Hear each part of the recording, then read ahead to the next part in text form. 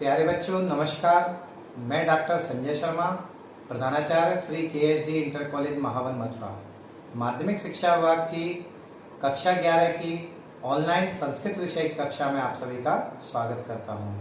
बच्चों, आज हम इस कक्षा 11 में संस्कृत विषय में निर्धारित रघुवंश महाकाव्य के द्वितीय सर्ग के कुछ श्लोकों का अध्ययन करेंगे। इससे पूर्व हमने रघुवंश महाकाव्य के द्वितीय सर्ग के कुछ श्लोकों का अध्ययन किया। आज पुनः हम कुछ श्लोकों का अध्ययन करेंगे। बच्चों, अध्ययन प्रारंभ करने से पूर्व एक बार पुनः इसके उद्देश्य संक्षेप में देख लेते हैं। हमने उद्देश्य इससे पूर्व की कक्षा में आपको विस्तृत रूप से समझाए थे। इसका सबसे मुख्य उद्देश्य भावी परीक्षा में अंक विभाजन की दृष्टि से तैयारी करने में आपको सहायता प्रदान करना, ये सबसे मुख्य उद्देश्य। तो बच्चों, पाठ प्रारंभ करने से पूर्व हमने जो पिछले अध्ययन में पढ़ा है उन श्लोकों का संक्षेप में जो कथा है वो देख लेते हैं। सबसे पहले छठे श्लोक में छाया के समान राजा दिलीप का, नंदिनी गाय के खड़े होने पर खड़े होने का, चलने पर चलने का तथा बैठने पर बैठने का और जल पीने पर जल पीने का इच्छुक होने का वर्णन किया गया था। सातवें श्लोक में वन में राजा दिलीप का छत्र चांवर आदि राजचिन्हों का त्याग करने पर भी अपने तेज के कारण राजश्री को धारण करने का वर्णन किया गया था। आठवें श्लोक में राजा दिलीप के द्वारा धनुष धारण करके नंदिनी गाय की रक्षा के बहाने से मानो जंगली दुष्ट जीवों को शिक्षा देने का वर्णन किया गया था। अब अगला श्लोक देखिए, 9वां श्लोक। इस श्लोक में राजा दिलीप का वन के जो वृक्ष हैं, पशु पक्षी हैं, उन सब के द्वारा राजा की जय जयकार किए जाने का वर्णन यहाँ पर किया है। तो सबसे पहले इसका सस्वर वाचन करेंगे। मेरे साथ आप लोग भी सस्वर वाचन करें। विशिष्ट पार्श्वानुचरस्य तस्य पार्श्वद्रुमापाशभृता समस्य उदीर्यामासुरिवोन्मदाना मालोक शब्दम वयसाम विरावहि। बहुत ही अच्छा श्लोक है ये भी। देखिए, कालिदास के प्रत्येक श्लोक में इतना अच्छा भाव छुपा हुआ है कि उन भावों को अगर हम विस्तृत व्याख्या करें तो समय भी अल्प पड़ जाए। तो देखिए, विशिष्ट पार्श्वानुचरस, ये अन्वय है। अन्वय के अनुसार हम देखेंगे अर्थ। विशिष्ट पार्श्वानुचरस्य माने वन में राजा है, उसने क्या किया है, अपने जो सेवक हैं, अनुचर हैं, उन सबको विशिष्ट माने छोड़ दिया है। वन में से उनको आश्रम में भेज दिया या राज्य में भेज दिया है। तो से अनुचरों को वापस कर चुकने वाले पाशभृता समस्य, पाशभृता का अर्थ है यहाँ पे वरुण, वरुण के समान। तस्य माने उस राजा दिलीप के, पार्श्वद्रुमा पास में स्थित जो वृक्ष हैं उन वृक्षों ने, उन्मदानाम यानी उन्मत्त जो हैं, कौन, वैसा, वैसा माने पक्षियों के, विरावई माने आवाज से, आलोक शब्दम, आलोक शब्दम उदीरयामासुरे, आलोक शब्दम का अर्थ है जय शब्द। मानो उन्होंने क्या किया है, जय शब्द का उच्चारण किया है। माने पक्षी, यहाँ भाव समझिए कि वन में जो वृक्ष हैं उन वृक्षों पर जो पक्षी बैठे हैं उन वृक्षों ने उन्मत्त पक्षियों के द्वारा जो पक्षियों की कलरव हो रहा है उस कलरव के माध्यम से, मानो यहाँ पे कवि ने क्या कल्पना की है, पक्षी जो कलरव कर रहे हैं वो कलरव ना करके राजा की जय जयकार कर रहे हैं। वो कलरव ध्वनि यहाँ पर राजा की जय जयकार में कवि ने इसको मान लिया। ये यहाँ पर कहने का भाव है। बच्चों, अब इस श्लोक की सरल शब्दावली में संस्कृत व्याख्या किस प्रकार से करेंगे ये भी देखते हैं। तो सरल शब्दावली में इसी बात को हम इस प्रकार से कहेंगे, वने भ्रमणं कुर्वन् दिलीपः पक्षिणाम सुखावहम सुवदम शब्दम शुश्राव। अत्र कवि संभावनाम करोति यत दिलीपः सर्वान् सैनिकान् निवर्तितवान् अतः तस्य स्वरक्षा पराक्रमं दृष्ट्वा समीपस्था वृक्षाः अपि पक्षिणां कूजनं द्वारा दिलीपो जयतु इति जयकार घोषं कारितवन्तः। एतादृशम् अनुमानं भवति इति भावः। अब इस श्लोक पर व्याकरणात्मक टिप्पणी किस प्रकार से होगी, देखिए। व्याकरणात्मक टिप्पणी में सबसे पहला शब्द हमने लिया है विशिष्ट पार्श्वानुचरस्य। विशिष्टाः पार्श्वानुचराः येन सह, ये समास है यहाँ पे बहुब्रीहि समास, और फिर उसमें षष्ठी विभक्ति लगकर तस्य। पाशभृता, पाशम विभर्ति इति पाशभृत शब्द से तृतीया विभक्ति एक वचन में पाशभृता शब्द बनता है। उन्मदानाम, उद्गतो मदो येषाम ते उन्मदा, बहुब्रीहि समास बनेगा यहाँ पे, और फिर उसमें षष्ठी विभक्ति बहुवचन में तेषाम उन्मदानाम, ये शब्द बना। आलोक शब्दम, ये शब्द कैसे बनेगा, आलोकस्य शब्दः, सीधा सीधा षष्ठी तत्पुरुष समास है यहाँ पे, और फिर उसमें द्वितीय व्यक्ति एकवचन में आलोक शब्दम, ये शब्द बनता है। उदीर्यमासु, उत उपसर्ग है यहाँ पे, इर धातु है, और ऋच चुरादी गण होते हैं, उन चुरादी गणों में से ऋच लेकर परोक्षे लिट और प्रथमा पुरुष बहुवचन में परस्मय पद में उदीर्यमासु शब्द बनता है। तस्य शब्द कैसे बनता है, ये तद सर्वनाम जो होता है जिसके रूप सहता होते इस तरह से चलते हैं, जो आपने सुने भी होंगे, और उससे षष्ठी विभक्ति एकवचन में तस्य बनता है। अब इस श्लोक का काव्य सौंदर्य कैसे बनेगा, ये देखिए। रीति वैदर्भी यहाँ पर, गुण माधुर्य यहाँ पर, छंद उपजाति, अलंकार यहाँ पर उत्प्रेक्षा है, क्योंकि यहाँ पर पक्षियों के कलरव पर चेतन पुरुषों के जयकार कार्य का आरोप किया गया है, अतः वाच्य क्रियोत्प्रेक्षा अलंकार यहाँ पर है। अब अगला एक 10वां नंबर का श्लोक देखते हैं। इस श्लोक में राजा दिलीप के वन में भ्रमण करते समय लताओं के द्वारा उस राजा दिलीप के ऊपर पुष्पों की वर्षा की गई है, इस चीज का वर्णन यहाँ पे किया गया है। तो सबसे पहले इसका सस्वर वाचन करेंगे, देखें। मरुत्प्रयुक्ताश्च मरुत्सखाभं तमर्च्यमारादभिवर्तमानम् अवाकिरन् बाललताः प्रसूनै राचारलाजैरिव पौरकन्याः। यहाँ पहले इसका भाव समझ लेते हैं। राजा दिलीप वन में नंदिनी गाय की सेवा करते हुए भ्रमण कर रहे हैं। तो भ्रमण करते समय जब वह वृक्षों के लताओं के समीप से निकलते हैं तो उस समय लताओं के द्वारा उन पर पुष्प गिराए जाते हैं, और उन पुष्पों के गिराए जाने की घटना को कवि ने यहाँ पर बहुत ही सुंदर उसका चित्रण किया है। उनकी तुलना कवि ने की उस प्रकार की है जिस प्रकार से जब राजा लोग नगर में प्रवेश करते हैं तो नगर की जो कन्याएं होती हैं वो कन्याएं उन पर आचार के लाजे, यानी धान के जो लावे होते हैं, लाजे होते हैं, उन लाजों को मांगलिक रूप में उनके ऊपर बिखेरती हैं। तो ये यहाँ पर कहने का कवि का भाव है। तो अब इसका अर्थ देखेंगे हम। मरुत प्रयुक्ता, यानी मरुत प्रयुक्ता का अर्थ है हवा के द्वारा हिलाए जाने पर। बाल लता, बाल लता माने छोटी छोटी जो लताएं हैं उन्होंने आरात, आरात अभिवर्तमानम, आरात माने समीप में, अभिवर्तमानम माने विद्यमान, समीप में विद्यमान मरुत सखावम। मरुत सखावम का अर्थ है यहाँ पे अग्नि के समान तेजस्वी, अग्नि के समान तेजस्वी यहाँ पर राजा के लिए प्रयुक्त हुआ है।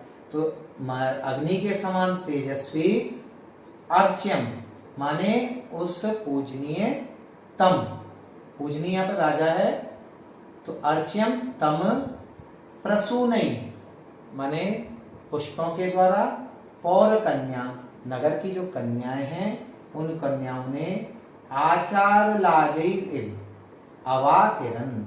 आचार के जो लाजे होते हैं, जो धान के लाजे होते हैं, लावे होते हैं, उनको अवाकिरन माने बिखेरा। ये कवि का यहाँ पर कहने का भाव है। बच्चों, अब इस श्लोक की सरल शब्दावली में व्याख्या किस प्रकार से हम देंगे, ये देखिए। यदा राजा वने भ्रमण आसीत् तदा वायु प्रेरिताः बाललताः दिलीपस्य उपरि मांगलिकं पुष्पवर्षणम् अकुर्वन् तेन इदं प्रतीतम् अभवत् यत् पूर्ववासीनां कन्यकाः राज्ञः उपरि आचारलाजै इव अक्षिपन्। अब इस श्लोक पर व्याकरणात्मक टिप्पणी इस प्रकार से बनेगी। मरुत प्रयुक्ता शब्द बनेगा। कैसे? मरुता प्रयुक्ता, तृतीया तत्पुरुष समास है यहाँ पे, और फिर उस तृतीया तत्पुरुष समास में प्रथमा विभक्ति बहुवचन में मरुत प्रयुक्ता शब्द बना। मरुत सखावम शब्द कैसे बनेगा? देखिए, मरुत सखा एव आभात इति मरुत सखावः, फिर द्वितीय विभक्ति एक वचन में मरुत सखावम, ये शब्द बना। अभिवर्तमानम, अभि उपसर्ग पूर्वक वृत्त धातु से लट लकार होने के पश्चात और फिर सानज प्रत्यय यहाँ पे लगने के बाद द्वितीय विभक्ति एक वचन में अभिवर्तमानम, ये शब्द बनता है। आचार लाजई, आचारार्थम लाजाह, आचार लाजाह, चतुर्थी तत्पुरुष समास बनेगा, और तई उससे ये आचार लाजई शब्द बना। पौर कन्या, पौराणाम कन्या, षष्ठी तत्पुरुष सीधा सीधा समास है, और प्रथमा विभक्ति बहुवचन में पौर कन्या, ये शब्द बना। अवाकिरन, अव उपसर्ग है यहाँ पे, और क्री धातु से लंग लकार प्रथम पुरुष बहुवचन में अवाकिरन बना। बच्चों, अब इस श्लोक का काव्य सौंदर्य देखिए। रीति यहाँ पर आप वैदर्भी लिखेंगे, गुण माधुर्य लिखेंगे, छंद यहाँ पर उपजाति लिखेंगे, और अलंकार यहाँ पर उपमा अलंकार का यहाँ पर प्रयोग किया गया है। अब इस 11वें श्लोक में हरणियों के द्वारा राजा को देखने का वर्णन किया गया है। तो सबसे पहले इसका सस्वर वाचन करेंगे। देखिए, धनुर्भृतोऽप्यस्य दयार्द भाव माख्यातमन्तः कर्णैर्विशङ्कैर्विलोकयन्त्यो वपुरापुरक्षां प्रकाम विस्तार फलम हरिण्यः। देखिए, धनुर्भृतौ अपि, यानी राजा ने वन में नंदिनी गाय की सेवा के समय धनुष धारण किया हुआ है।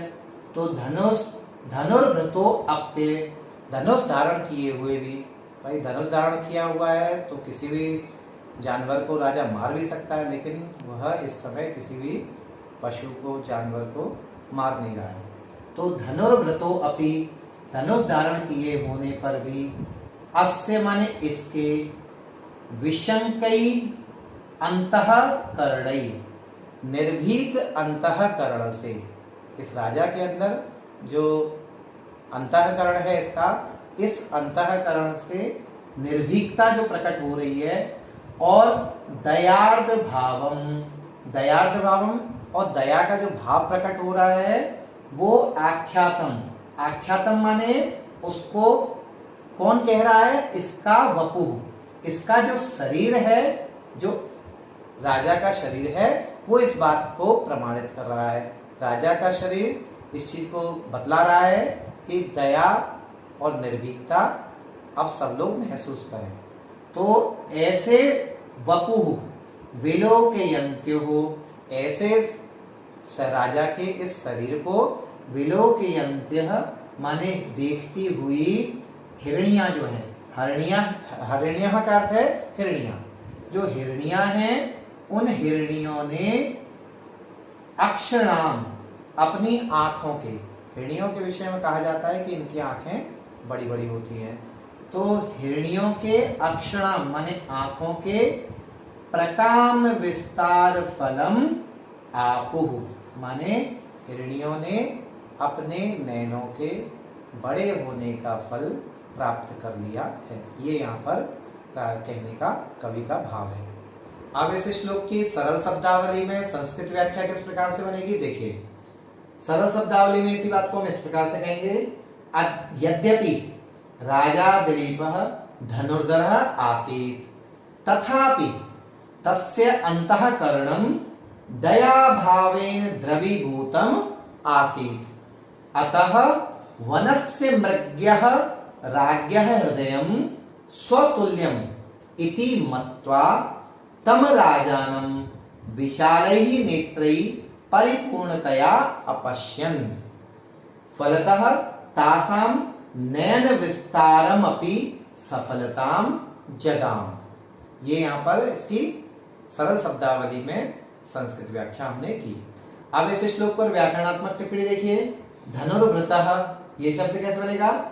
धनु विभर्ति थी, धनुर्भृत शब्द से उपपद समास होकर और फिर षष्ठी विभक्ति में तस्य होने पर धनुर्भृतः शब्द बनता है। अस्य शब्द कैसे बनता है देखिए।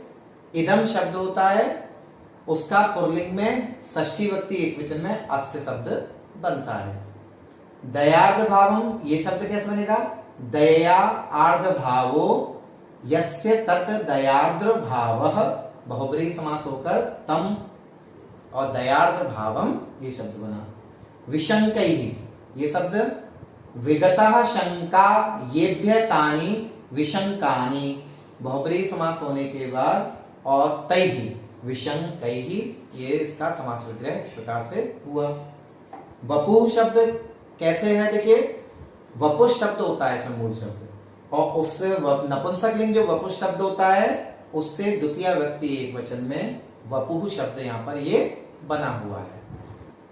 विलोकयन्त्यः, ये शब्द देखिए वी उपसर्ग है यहाँ पर, लुक धातु है, ऋच और क्षत्रि प्रत्यय लगने के बाद नुम आगमन हुआ है, और फिर भी प्रत्यय लगने के बाद प्रथमा विभक्ति बहुवचन में विलोकयन्त्यः शब्द ये निष्पन्न होता है। हरिण्यः, ये ईकारांत स्त्रीलिंग हरिणी शब्द होता है, और उसके रूप जब चलते हैं तो प्रथमा विभक्ति बहुवचन में हरिण्यः शब्द ये बनता है। अक्षराम, अक्षिन नपुंसकलिंग शब्द होता है, और इसका षष्ठी विभक्ति बहुवचन में अक्षराम शब्द यह बनता है। प्रकाम विस्तार फलम, प्रकाम विस्तारस्य फलम, प्रकाम विस्तार फलम, षष्ठी तत्पुरुष समास होकर प्रकाम विस्तार फलम ये शब्द यहाँ पर बना हुआ है। अब बच्चों इसका काव्य सौंदर्य देखेंगे। रीति यहाँ पर वैदर्भी है, गुण यहाँ पर माधुर्य है, और छंद यहाँ पर उपजाति है। यहाँ पर अलंकार के रूप में कोई चमत्कारिक विशेष रूप से अलंकार यहाँ पर दिखाई नहीं दे रहा है। अब इस 12वें श्लोक में यहाँ पर वन के जो देवियां हैं, वन की देवियों के द्वारा राजा दिलीप का यशोगान किया जा रहा है। वह किस प्रकार किया जा रहा है वह हम आगे देखेंगे। सबसे पहले इसका सस्वर गायन करेंगे। आप लोग मेरे साथ सस्वर गायन करेंगे इसका। सकीचकै मारुतपूर्णरन्ध्रै कूजद्भिरापादितवंशकृत्यं शुश्रावकुञ्जेषु यशस्वमुच्चैः रुद्गीयमानं वनदेवताभिः। बहुत ही अच्छा श्लोक है, ये भी देखिए क्या इसका भाव है। सबसे पहले देखिए, वन में बांस हैं, कीचक नाम के जो बांस हैं, उन बांसों में छिद्र होते हैं। तो उन छिद्रों से जब हवा निकलती है, हवा उनसे गुजरती है, तो वह बांसुरी का काम कर रहे हैं। और यहाँ पर कवि ने इसी भाव को राजा की प्रशंसा के लिए प्रयुक्त किया है कि वन की देवियाँ एक तरह से राजा की बांसुरी वाद्य के द्वारा प्रशंसा कर रही हैं। कैसे देखिए। सह मारुतपूर्ण रंध्रई, वह राजा मारुतपूर्ण रंध्रई, मारुतपूर्ण रंध्रई का अर्थ है हवा जिनके अंदर भरी हुई है, मारुत भरी हुई है, वायु जिनके अंदर भरी हुई है। ऐसे कूजद भी माने आवाज करते हुए, कीचकई, कीचक नाम के जाति के जो बांस हैं उनके द्वारा आपादित वंश कृत्यम, संपादित किया गया है बांसुरी का काम जिनके द्वारा। ऐसे कुंजेसु, जो जंगल में कुंज हैं, उन कुंजों में वन देवता भी, वन की जो देवियां हैं उन देवियों के द्वारा उच्चई, उच्चई माने तेज स्वर के द्वारा, स्वम माने अपने, उद्गीयमानम उच्चारित किए गए, उच्चारित या गाए जाते हुए, स्वम माने अपने, यशः शुश्राव अपने यश को उस राजा दिलीप ने सुना। ये कहने का यहाँ पे कवि का भाव है। यानी उस राजा दिलीप ने हवा से भरे हुए पूजन आवाज करते हुए कीचक नाम के बांसों के द्वारा आपादित वंश कृत्यम, बांसुरी का काम जिनके द्वारा किया जा रहा है, ऐसे वन के कुंजों में वन देवताओं के द्वारा ऊंचे स्वर में गाया जाता हुआ, उद्गीयमानम माने गाया जाता हुआ, अपने यश को उस राजा दिलीप ने सुना। अब इस श्लोक की सरल शब्दावली में संस्कृत व्याख्या किस प्रकार से बनेगी देखिए।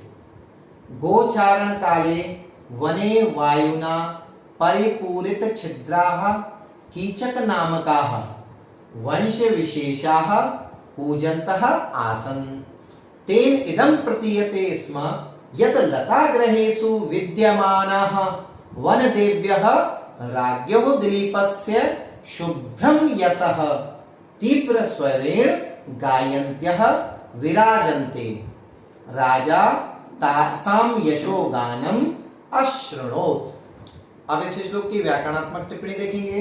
व्याकरणात्मक टिप्पणी में मारुत पूर्ण रंध्रै, ये शब्द किस प्रकार से बना हुआ है? मारुतेन पूर्णानि रंध्राणि येषाम ते मारुत पूर्ण रंध्रा, बहुब्रीहि समास होने के पश्चात तैहि मारुत पूर्ण रंध्रै, ये शब्द यहाँ पर बना है। कूजत भी के शब्द कैसे बनाए देखे? कूज धातु में क्षत्रिय प्रत्यय लगने के बाद तृतीया व्यक्ति बहुवचन में कूजत भी शब्द ये बनता है। आपादित वंश कृत्यम, आपादितम वंश कृत्यम यस्मिन तत्, बहुब्रीहि समास होकर यहाँ पर द्वितीय व्यक्ति एक वचन में आपादित वंश कृत्यम ये शब्द यहाँ पर बना है। वन देवता भी, वनस्य देवताः, वन देवताः षष्ठी तत्पुरुष होकर ताभी वन देवता भी, तृतीय व्यक्ति बहुवचन में बनने के पश्चात वन देवता भी ये शब्द बनेगा। उद्गीयमानम, उत उपसर्ग है यहाँ पर, गई धातु है, लट लकार यहाँ पर पहले बनेगा, फिर शानच प्रत्यय होकर ये शब्द बन जाएगा, और शब्द बनने के बाद द्वितीय व्यक्ति एक वचन में उद्गीयमानम ये यहाँ पर शब्द बना। यशः शब्द कैसे बनता है देखिए। यशः शब्द होता है नपुंसकलिंग, उसमें द्वितीय व्यक्ति एक वचन में यशः शब्द यहाँ पर ये है। शुश्राव, श्रु धातु है, परोक्षे लिट होने के पश्चात प्रथम पुरुष एक वचन में और परस्मय पद में शुश्राव ये शब्द बना है। अब इस श्लोक का काव्य सौंदर्य देखेंगे। काव्य सौंदर्य किस प्रकार है? रीति वैदर्भी है यहाँ पर, गुण माधुर्य है, छंद इस श्लोक में उपजाति है, और अलंकार यहाँ पर चेतन के यशोगान को बांसों की ध्वनि पर आरोपित किया गया है, अतः वह क्रिया के साथ संबद्ध है तथा एव का प्रयोग नहीं है, अतः गम्य क्रियोत्प्रेक्षा अलंकार यहाँ पर है। प्यारे बच्चों, पढ़ने के पश्चात जो हमने पढ़ा हुआ है उस पढ़े हुए का मूल्यांकन भी आवश्यक है। मूल्यांकन यह बताता है कि हमने जो पढ़ा है वो पूरे ध्यान से पढ़ा है अथवा नहीं। तो मूल्यांकन के रूप में यहाँ मैं कुछ गृह कार्य आपको दे रहा हूँ। इस गृह कार्य का पूरी ईमानदारी के साथ आप उत्तर देंगे, और उत्तर देने के बाद आप स्वयं अनुभव करेंगे कि आपने जो सीखा है वो पूर्णतः सीखा है अथवा अभी उसे पुनः सीखने की आपको आवश्यकता है।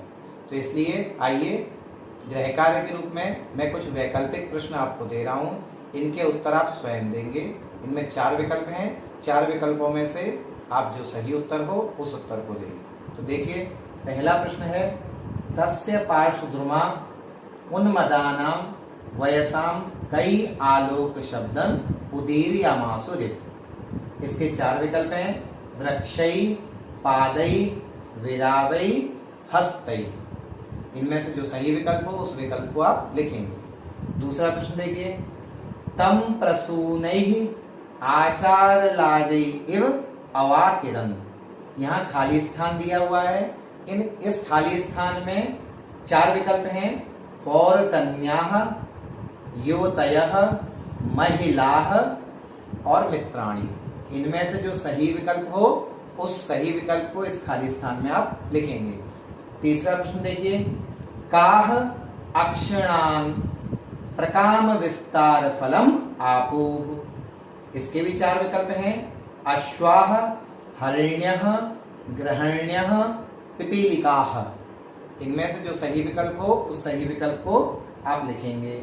चौथा प्रश्न है, वन देवता भी उच्चै उद्गीयमानम स्वम किम शुश्राव। 4 विकल्पों में से देखिए, पहला विकल्प है पयः, दूसरा विकल्प है मनः, तीसरा विकल्प है यशः और चौथा विकल्प है रामः। इनमें से जो सही विकल्प हो उस सही विकल्प को आप लिखें। 5वां प्रश्न देखिए, विशिष्ट पार्श्वान तस्य। यहाँ पर खाली स्थान है। इस खाली स्थान में जो सही विकल्प है उस सही विकल्प को आप लिखेंगे। रामस्य, अनुचरस्य, वृक्षस्य और पादपस्य। इनमें से जो सही विकल्प हो उस खाली स्थान को आप पूरा करेंगे। इससे पुनः देखिए 6वें प्रश्न में, मरुत् प्रयुक्ताश्च, फिर खाली स्थान दिया गया है। इस खाली स्थान को पूरा करेंगे इन 4 विकल्पों में से जो सही विकल्प है उस विकल्प के द्वारा। सखस्य, युवतयः, महिलाः, मरुत् सखावम। इनमें से जो सही विकल्प हो उस सही विकल्प को आप लिखें।